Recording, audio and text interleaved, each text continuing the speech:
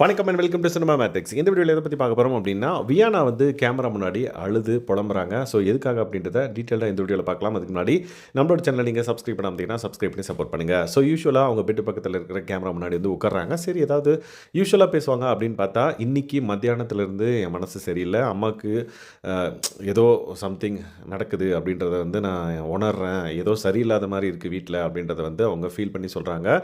அதுக்கப்புறம் அவங்க அம்மாவை பார்த்துக்கோங்க அப்படின்ற மாதிரி அவங்க மாமியாக யார்கிட்டயோ வந்து சொல்கிறாங்க. ஸோ ப்ளீஸ் உங்கள் வீட்டில் கூப்பிட்டு வந்து பார்த்துக்கோங்க, காசு வேணும் அப்படின்னு என்னோடய அக்கௌண்ட்டில் இருக்குது, அதை எடுத்து செலவு பண்ணிக்கோங்க, ஏதாவது வேணும்னா அம்மாவை கண்டிப்பாக நல்லா பார்த்துக்கோங்க அப்படின்ற மாதிரி அதில் பதிவு பண்ணுறாங்க. அதே மாதிரி லைக் அந்த விஷயத்தை சொல்லிவிட்டு ரொம்ப அழுறாங்க அப்படின்னே சொல்லலாம். ரொம்ப கண்ணீர் விட்டு அழுறாங்க. ஏன்னா மத்தியானத்துலேருந்து அவங்க அம்மா ஞாபகம் அதிகமாக வந்துருச்சு அப்படின்ற மாதிரி அவங்க பதிவு பண்ணுறாங்க. ஸோ பிக் பாஸ் வீட்டுக்குள்ளே வர்றதுக்கு முன்னாடி, விச் மீன்ஸ் இந்த ஷூட்டுக்கு வர்றதுக்கு முன்னாடி வரையும் வந்து ஒரு விஷயம் அவங்களுக்கு வந்து தெரிய வரலை. ஷூட்டுக்கு வந்ததுக்கப்புறம் அம்மாவுக்கு இந்த மாதிரி உடம்பு சரியில்லை, இந்த மாதிரி பிரச்சனை இருக்குது அப்படின்றத அவங்களுக்கு தெரிய வருது அப்படின்றத கேமரா முன்னாடி பதிவு பண்ணுறாங்க. அது என்ன பிரச்சனை அப்படின்றத அவங்க தெளிவாக சொல்லலை.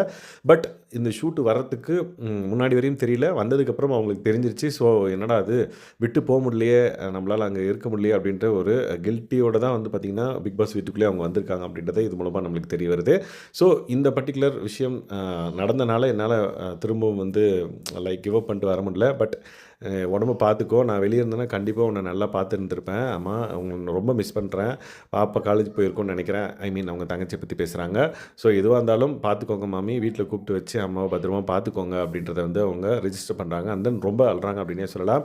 ஸோ நான் இங்கே வந்து சூப்பராக ப்ளே பண்ணுறேன், நான் என்னை பற்றி நீங்கள் கவலையப்படாதீங்க, நான் வந்து என்னை பொறுத்த வரைக்கும் சூப்பராக நான் இங்கே கேம் விளையாடிட்டுருக்கேன்.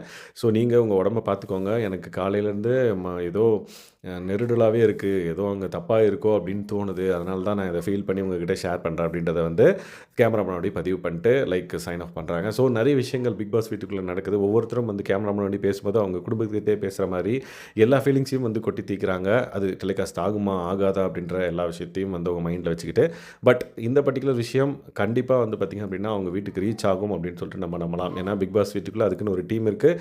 அந்த டீம் வந்து ஒரு கண்டஸ்டன்ட் ஒரு விஷயங்கள் சொல்லி ஏக்கமாக இருக்காங்க அப்படின்னா அது வந்து அவங்களுக்கு கன்வே பண்ணப்படும். இன்கேஸ் லைவில் போடலனாலும் எஸ்.